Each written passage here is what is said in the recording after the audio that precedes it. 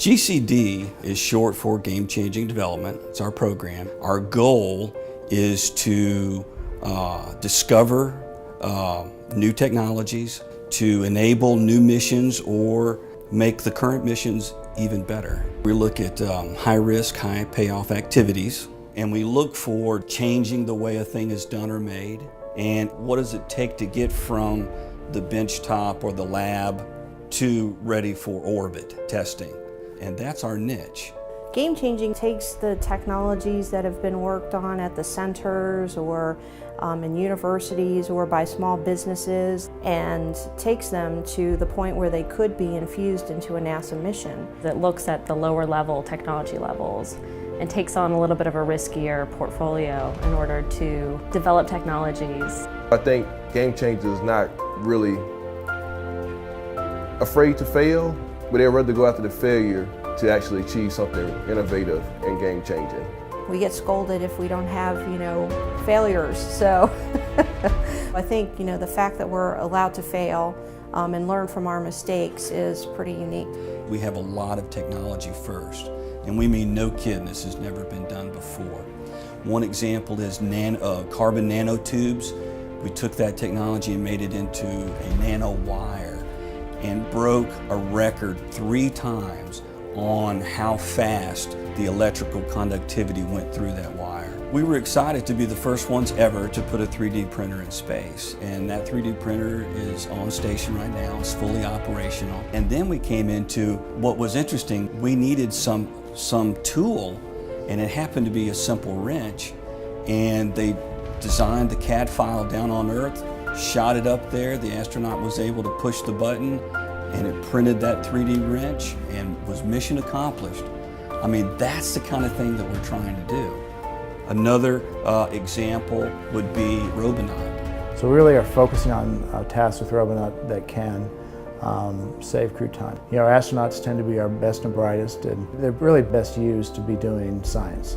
We're looking at different technologies right now for spacesuits. Okay, we have a carbon dioxide and moisture removal system that goes in the backpack of the suit to remove, in a regenerative way, carbon dioxide and moisture from the suit. It really simplifies the suit systems.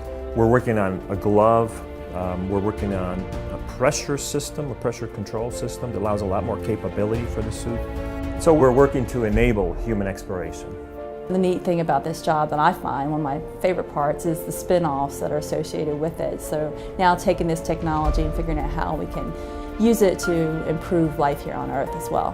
One of the projects that we're spinning off of high-ed technology is developing these fire shelters for firefighters. We're testing thermal protection materials that were originally developed for use on an inflatable decelerator that will take humans to Mars or robots to another planet, and we're testing that for use as a fire tent to protect our firefighters. The current fire tents can't take a flame-on situation, and this material will help protect them against that, so we're really excited about that.